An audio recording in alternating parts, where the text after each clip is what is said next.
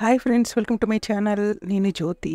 Friends, chicken ఇష్టపడే వాళ్ళు chicken fry అంటే చాలా ఇష్టంగా తింటారు.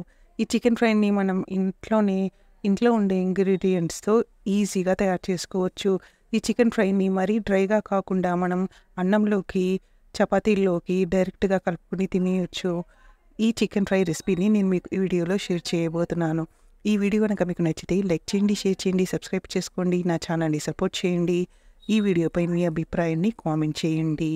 ముందుగా ఒక ప్యాన్ని కానీ ఒక కడాయిని కానీ స్టవ్ మీద పెట్టుకుని స్టవ్ ఆన్ చేసుకుని ఈ ప్యాన్ కానీ కడాయి కానీ వేడయ్యాక 5 డేగి మిర్చి అంటారు, కాశ్మీరీ మిర్చి అంటారు. ఈ మిర్చీలను చెంచాతో మిక్స్ చేసుకుంటూ లో ఫ్లేమ్లో పెట్టుకుని కొంచెం వేయించుకోవాలి. గుప్పెడు ధనియాలను కూడా వేసుకుని మొత్తం వేయించుకోవాలి. ఒక 4 ఇలాచీలను, లవంగాలను, పట్టాను కొంచెం వేసుకుని కొంచెం ఫ్రై చేసుకుని పక్కన తీసుకుని చల్లారనివ్వాలి. ఇప్పుడు ఒక గిన్నెని తీసుకుని దాంట్లో స్టవ్ మీద పెట్టుకుని వేడయ్యాక 1/2 టీ స్పూన్ షాహీ జీరాని వేసుకుని ఒక 3 ఉల్లిపాయలను చిన్న చిన్న ముక్కలుగా కట్ చేసుకుని వేసుకుని చెంచాతో మిక్స్ చేసుకుంటూ ఈ ఉల్లిపాయలను ఆయిల్లో బాగా ఫ్రై చేసుకోవాలి. ఇలా మధ్య మధ్యలో కలుపుతూ కలర్ చేంజ్ అయ్యే వరకు ఫ్రై చేసుకుని 1/2 టీ స్పూన్ లేకపోతే 1 టీ స్పూన్ వరకు అల్లం ఉల్లిపాయ పేస్ట్ని వేసుకుని చెంచాతో మిక్స్ చేసుకుంటూ పచ్చివాసన పోయి మంచి సువాసన వచ్చే వరకు ఫ్రై చేసుకోవాలి. ఇప్పుడు ఇది 1/2 కేజీ చికెన్.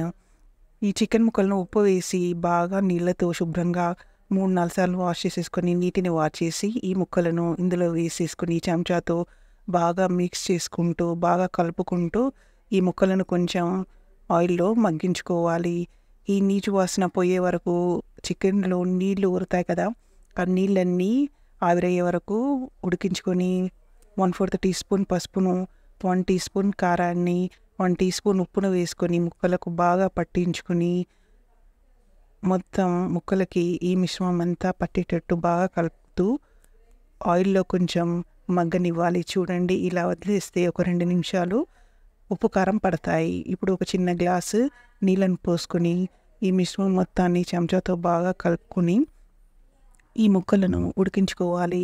అలాగే నీళ్ళు పోయకుండా ఉడికిస్తే లోపల వరకు ఉడకవన్నమాట. ఇలా మూత పెట్టేసుకుని ఈ ముక్కలను బాగా ఉడికించుకోవాలి. ఇలా ఉడికితే ఫ్రై పీస్ అనేది చాలా బాగా వస్తుంది. చూడండి, ఇలా మధ్య మధ్యలో కలుపుతూ ఉడకనివ్వాలి. ఇప్పుడు మనం ఇందాక ఫ్రై చేసి పెట్టుకున్న ఎండుమిరపకాయలు, ధనియాలు, లవంగ ఇలాచి పట్టా పొడిని వేసుకొని 2 పచ్చిమిరపకాయలను, కొంచెం కొత్తిమీరను, కొంచెం కరివేపాకును కూడా వేసుకొని బాగా మిక్స్ చేసుకుని కొంచెం వేగనివ్వాలి.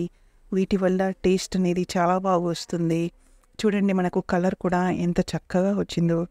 చూడండి, ఇప్పుడు చికెన్ ముక్కని ఇలా పట్టి చూస్తే చక్కగా ఉడికిపోయింది. ఇలా ఉడికిపోతే మన చికెన్ ఫ్రై అనేది రెడీ అయిపోతుంది అనమాట. మరీ డ్రైగా చేస్తే మనకు రైస్లోకి కలుపుకోవడానికి వీలు ఉండదు. ఇలా కొంచెం గ్రేవీ లాగా చేసుకుంటే రైస్లోకి డైరెక్ట్గా కలుపుకొని తినొచ్చు. పప్పు, చారు లేకపోతే చారు అంచుల్లోకి పెట్టుకొని తినొచ్చు. లేకపోతే చపాతీ అంచుల్లో కూడా మనం తినొచ్చు. కొంచెం నిమ్మరసాన్ని పిండుకొని ఉల్లిపాయలు పక్కన పెట్టుకొని తింటే ఆ రుచి అద్భుతంగా ఉంటుంది. మనం హోటల్లో కూడా ఇటువంటి ఫ్రైని తింటూ ఉంటాం కదా, అదే ఫ్రైని మనం ఇంట్లోనే ఇలా చక్కగా ఇంట్లో ఉండే ఇంగ్రీడియంట్స్తో చేసుకుని తింటే ఎంతో సూపర్బ్గా ఉంటుంది.